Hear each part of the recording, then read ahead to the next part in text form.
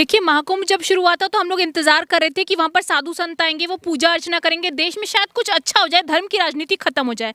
लेकिन महाकुंभ से कुछ वीडियो सोशल मीडिया पर वायरल हो रही हैं। कुछ लोग मैंने देखा है कि कुछ यूट्यूबर्स 500 रुपए लेकर गए हुए हैं कि आपको 500 रुपए देंगे, आप धर्म पर ये सुनाइए वो सुनाइए। मुझे लगता है कि वहाँ पर फर्जी लोग बहुत ज्यादा आ चुके हैं। जितने लोग तपस्या करते हैं ना, वो कभी भी कैमरा जीवी नहीं होते, उन्हें कैमरे से कोई लेना देना नहीं होता और ना ही वो धार्मिक बयान देते हैं। मैंने एक बाबा का वीडियो देखा था जिनका हाथ हमेशा ऊपर रहता है, तो उन्होंने कैमरा वाले को भगा दिया। उन्हें नहीं चाहिए पब्लिसिटी, क्योंकि उन्होंने तपस्या की है, वो तपस्या ईश्वर के लिए की है, ईश्वर की प्राप्ति उनको हो चुकी है। तो महाकुंभ के अंदर व्यवस्था बिल्कुल खराब है।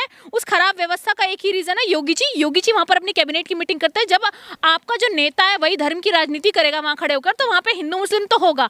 अब कुछ लोग उस भीड़ में मुसलमानों को ढूंढ रहे हैं कि कौन सा मुसलमान भेष बदल करके आया। मुझे लग रहा है देश में रोजगार नहीं है, लोग धर्म के नाम पर सोच रहे हैं कि भीख ही मिल जाए। तो कुछ लोग, मैं ये नहीं कह रही कि वो मुसलमान है, कुछ लोग ऐसे जिनको धर्म का ज्ञान भी नहीं है, फिर भी वो भगवा पहन करके भीख मांग रहे हैं। IITN बाबा मुसलमान तो था नहीं, लेकिन उसने जो है चोला पहना, उसने सोचा कि वायरल हो जाऊंगा, पैसे कमा लूंगा, और ऐसा हुआ भी। तो कुछ लोग ऐसे, कुछ पत्रकार ऐसे बैठे हुए हैं जो वायरल कर रहे हैं ऐसे ढोंगी लोगों को। IITN बाबा को क्या जरूरत है फर्जी पाना करने की? उनको क्या जरूरत है ढोंग करने की? वो तो 38 लाख का जॉब छोड़ करके उसमें आए हैं, क्योंकि वो आत्माध्यम जो संस्कृति है वो अपनी उसको आगे बढ़ाने की। देखिए, अगर आपको संस्कृति आगे बढ़ानी है ना, आप जब आप IIT कर रहे हैं, जब तक आप IIT पूरी नहीं करते, आप IITN नहीं बन जाते, आपको पैकेज नहीं मिल जाता, आपके पास डिग्री नहीं आ जाती।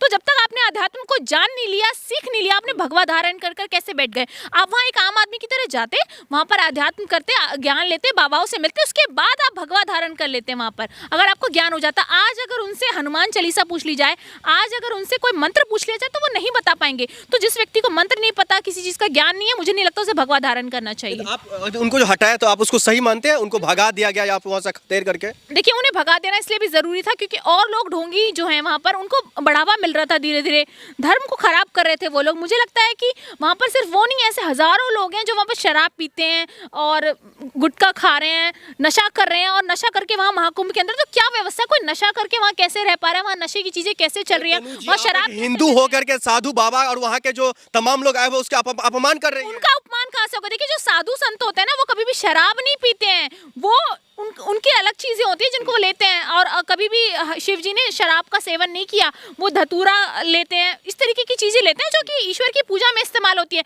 कोई शराब नहीं पीता, कोई साधु संत शराब नहीं पीता। मुझे नहीं लगता कि कोई साधु संत देश में शराब पीता हो, और जो पीता वो साधु संत हो ही नहीं सकता। तो साधु संत की डेफिनेशन ये नहीं है कि वो शराब पीता है, वो नशे में रहता है, ऐसा कुछ भी नहीं है।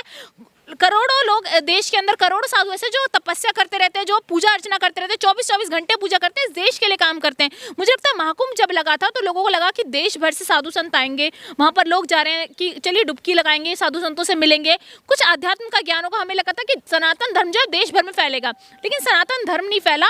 आज की डेट में वहां पर सिर्फ ढोंगी लोग निकल रहे हैं, सिर्फ मुसलमानों को पकड़ा जा रहा है, सिर्फ ढोंगियों को पकड़ा जा रहा है, सिर्फ यही चल रहा है। मुझे नहीं लगता कि कोई भी व्यक्ति ये दिखा रहा है कि देखिए ये साधु बाबा जो इन्होंने इतनी कड़ी तपस्या की, कड़ी तपस्या के बाद ये प्राप्त किया है, और ये यहाँ पर ये मंत्र का उच्चारण करे, ये मंत्र होता है। मैंने किसी को नहीं देखा कि कोई हनुमान चालीसा पढ़ के सुना रहा हो, कोई शिव जी की भक्ति करके सुना रहा हो, कोई मंत्र सुना रहा हो, कुछ नहीं है।